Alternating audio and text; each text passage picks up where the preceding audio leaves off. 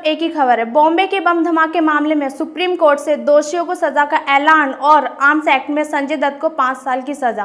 पूरे 20 साल लग गए संजय दत्त पर आखिरी फैसला आने में। उन 20 सालों में वो सच पीछे छूट गया जिसकी वजह से संजय दत्त को आज सजा हुई है। आज हम आपको वही सच दिखाने जा रहे हैं। देखिए आखिर क्या है संजय दत्त और AK-56 की पूरी कहानी।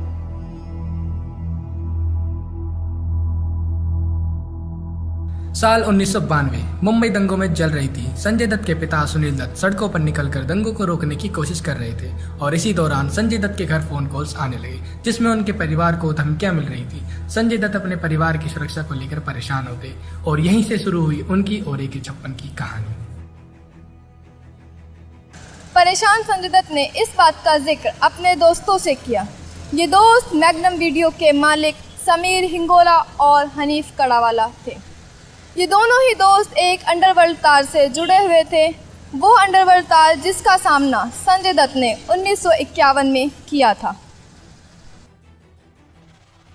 संजय दत्त ने जैसे कि दंगों के दौरान आ रहे धमकी भरे फोन कॉल्स की परेशानी अपने दोस्त समीर और हनीफ को बताई, वैसे ही संजय दत्त अंडरवर्ल्ड के अपराध के दलदल की तरफ बढ़ गए। दोनों ने संजय दत्त को हथियार रखने की सलाह दी।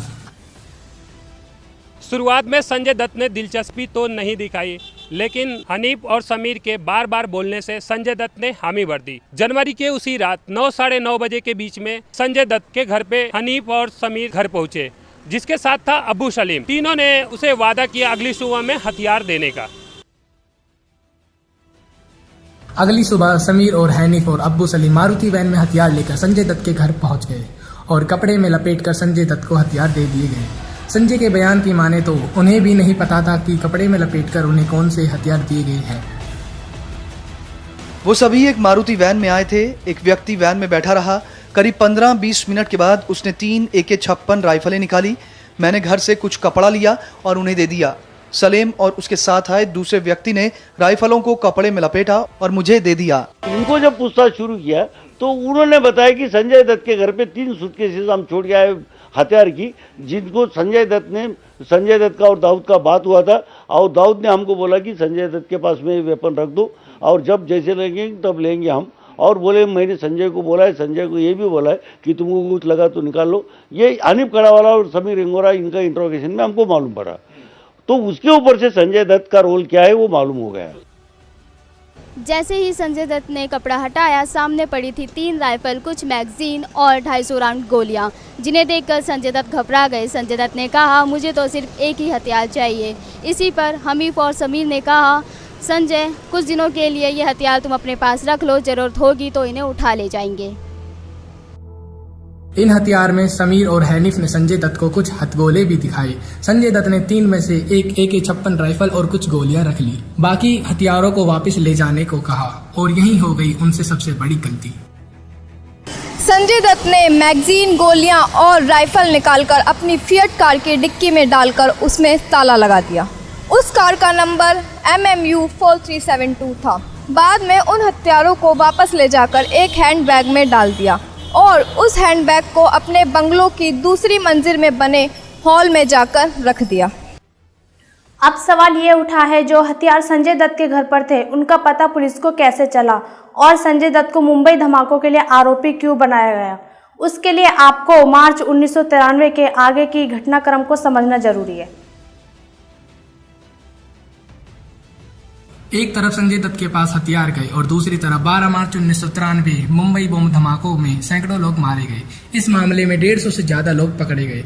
पकड़े गए जाने वाले लोगों में से 2 थे संजय दत्त के दोस्त समीर हिंगोरा और हनीफ कड़ावाला। इन दोनों ने पुलिस पूछताछ में बताया कि संजय दत्त के पास भी AK-56 रिवॉल्वर है। दरअसल जो संजय दत्त को हथियार दिए गए थे वो मुंबई बम धमाकों में इस्तेमाल करने के लिए दिए गए थे, लेकिन संजय दत्त को ये नहीं मालूम था कि वो हथियार बम धमाकों के लिए लाए गए थे। संजय दत्त को ये नहीं मालूम था कि वो गुनाह के दलदल में फंसे जा रहे थे। 15 अप्रैल 1993 में पहली बार अखबार में संजय दत्त नाम पहली बार सामने आया, जिसके बाद पुलिस पर उन पर कार्रवाई करने का दावा पड़ने लगा। संजय दत्त की दुनिया तब बदल गई जब 1993 में मुंबई बम धमाकों में उनके नाम लिया जाने लगा और मॉरिशस में आतिश फिल्म की शूटिंग रोककर उन्हें मुंबई पूछताछ के लिए बुला लिया गया। आपको ये सुनकर हैरानी होगी, उस वक्त तक पुलिस के पास संजय दत्त के खिलाफ कोई ठोस सबूत नहीं था, क्योंकि जिन हथियारों को रखने का इंजाम संजय दत्त पे लगा था वो हथियार उनके पास थे ही नहीं। सर्च नहीं किया था, ये गए थे और बाद में सर्च किया तो सर्च उस वक्त हुआ ही नहीं, क्योंकि संजय दत्त मिला ही नहीं था, उसका इंट्रोगेशन नहीं था, उसका यानी रोल फिक्स नहीं किया गया था। तो फिर इसमें संजय दत्त भी इन्वॉल्व है, ये बात पक्की हो गई।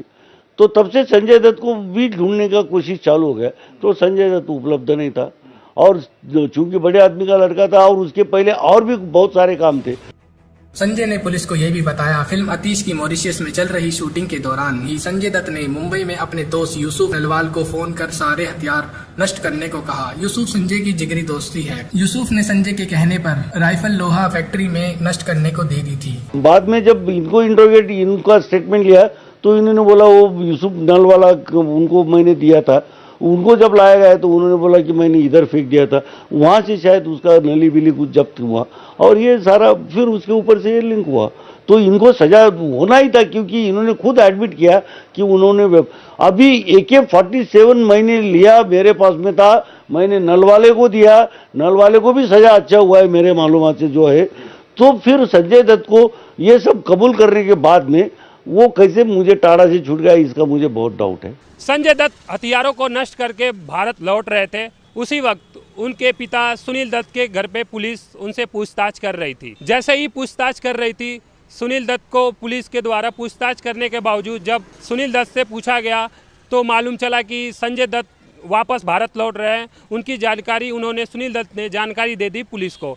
पुलिस ने हवाई अड्डे पे जाकर संजय दत्त को गिरफ्तार कर लिया। आपने संजय दत्त को कहीं बाहर मॉरिशस में शूटिंग कर रहा था, आपने यहाँ बुलाया था? मैं बुलाया था जी, बिल्कुल यहाँ। मैंने कहा तुम आ जाओ यहाँ फौरन, वो फौरन आ गया। अगर वो गिल्टी होता तो क्यों आता? यहाँ तो लोग सालों साल घूम रहे हैं, उधर बाहर कंट्री में घूमेंगे। मैंने कहा तुम आ जाओ, तो आ गया वो।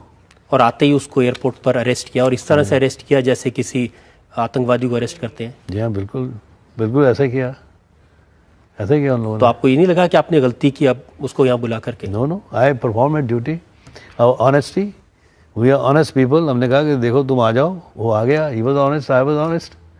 It is up to them how they treated him.